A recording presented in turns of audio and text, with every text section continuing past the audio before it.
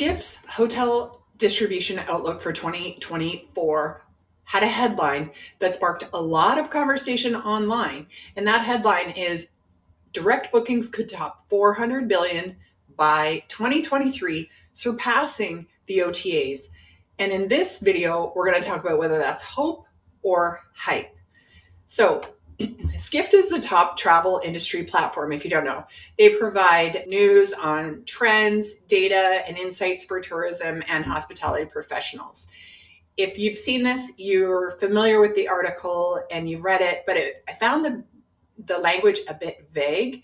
So I just really wanted to dig in and I researched this prediction. Why are they saying this?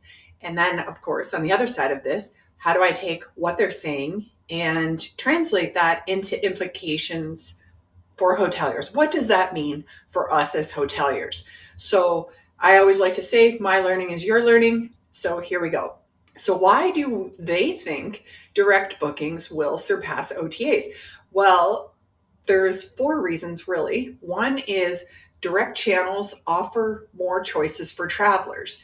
In the OTA, it's really a shop by price model. There's very limited, like the offerings are largely just the rooms with maybe some incentives. So direct channels offer more choice. Yes, guests are calling for one-of-a-kind experiences and unique options, and hotels are answering that. And we've known this for quite some time, but we're able to expand our offerings. I see hotels increasing partnerships in their communities, partnering with other brands. There's some interesting things going on. And even Hilton declared 2025 as the year of the travel maximizer. And what they're saying is that this trend is that travelers are looking to maximize their dollars and their time with a variety of experiences that they can have within a certain area. So they're looking for interesting local cuisine experiences and memories to make within a certain space. Reason number 2 is there's new ways to book. So more than ever, bookings coming to social media. There's other innovative booking methods like different things are happening in websites, apps, social media, and of course, AI-driven search tools. They're making it easier and faster. Number 3 is that hoteliers are really starting to meet new demands. So they're looking at not only just exclusive offers but also looking at different behaviors that travelers are looking for of accommodations and so on. We see a lot of sort of longer term hotels where you can go and be the, digital nomad of sorts. And those types of properties we're not going to typically see on the OTAs. So experiences like that really cut out the middleman. And the 4th reason is a focus on unique experiences. Again, it really comes back to experiences. Direct channels highlight bespoke stays that the OTAs can't replicate. And so we think about independent hotels and different types of accommodations. So those are the 4 reasons. And this really is exciting to hoteliers because a change in travel behavior such as this increases demand for independence, like the clients that I work with. So you would think that maybe this sounds like a nightmare for the OTAs, but it's not, because they're not losing sleep over it. And why is that? Well, they're actually banking on hoteliers to remain status quo. So while in the top 4 points, I talked about all the reasons in terms of travel behaviors and demands that travelers are looking for, there are some businesses that aren't responding to this demand, aren't keeping up with property, changes, different ways of booking, implementation of new technologies. And so they're really banking on hoteliers to remain status quo. And this hurts because they're counting on to underinvest in technology, in marketing, and the guest experience. And this really hurts to hear. Of course it does, because how are we ever going to get out of OTA dependency if we don't do these things? So while the predictions are really positive, I would say that that's the hope part. But the hype as I see it anyways, is around direct bookings.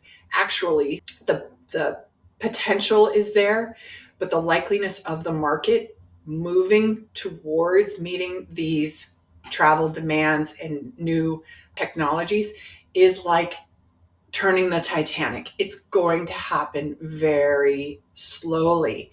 And I just look at it and I say, sure, Skift, wouldn't it be awesome if direct bookings exceeded OTAs? But we've got a bunch of people, like a bunch of hotels that aren't doing anything. And so it's not just going to happen.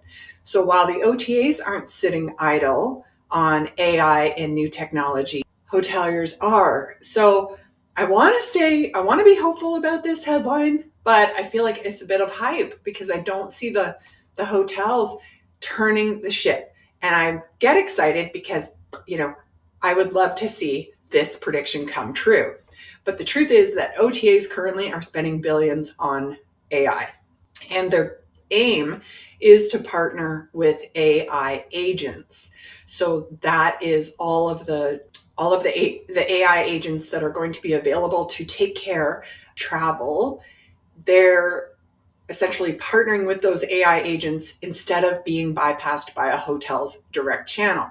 So again, they are going to stand in the middle wherever they can. So in a follow-up article to Skift's prediction, FocusWire said, so while suppliers are figuring out their future AI strategy, OTAs are ready to profit from the great attention migration from human eyeballs to an AI agentic future world. So OTAs are speeding ahead, and they're doing this through AI agents.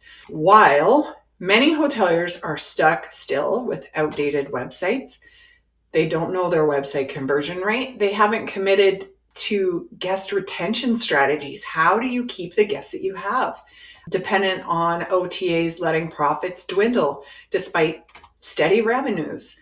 And hoteliers are still not implementing the powerful strategies that drive direct bookings. And the result, well, hotels are going to fall further behind while the OTAs gain an even stronger foothold. Amidst the cloud, I always like to say that there's a silver lining. So here is what is in your favor as a hotelier. There are better revenue management tools than ever. They are more innovative, they are more accessible, and they are less expensive than they used to be. So they can help you control your pricing and your inventory, which keeps you out of that OTA trap, keeps you eyes on your inventory. And these tools are really powerful. They are largely powered by AI. So again, make use of those great revenue management tools. CRMs is another one, prioritizing guest retention and profit. So the best revenue is retained revenue. And we all know this. Repeat guests. Focus on repeat guests. Your acquisition costs lower.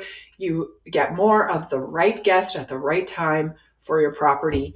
Repeat guests know your value and they know your pricing. So there isn't, these needs to constantly be in a discount trap either.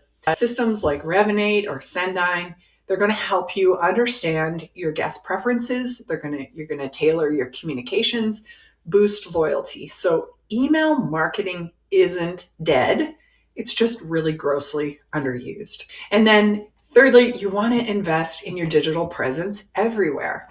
And I see all these, articles about, well, Google and SEO is dead. And no, it's not dead. It still very much matters. In fact, Google's not going to give up its market share easily. So optimize your website. I know it's something I talk a lot about, but optimize your website for conversions and user experience and create a strong strategy that looks to content with high intent so that matches your hotel, your destination, your offering, and put all of the stories around that, what's happening in your local community, what's happening at your hotel. Write content that is intent focused, meaning what people are searching for, not just, Chicago hotel, but like Chicago hotel with, say, breakfast or Chicago hotel near. This type of content needs to be in your website to optimize on AI driven generative engine optimization, as well as search engine optimization and voice search, which is a big one. So all of this intent-focused content feeds all three of those. SEO is not dead. It just looks a little bit different. So all of this to say that hoteliers who innovate now will lead and will make this gift prediction come true in 2030. So my question to you is, will you be among them, or will you be on the hamster wheel of OTA dependency? I certainly hope not. I wish the best for you. If you have any questions at all, please reach out to me, malfairmarketing.com. Thanks so much for watching, and check out any of the other videos for tips on content marketing, and you can subscribe to my newsletter and you'll get 10 things to remove from your website to increase conversions and 5 things to add. And that is a valuable checklist. So you can go check that out too. Thanks for watching.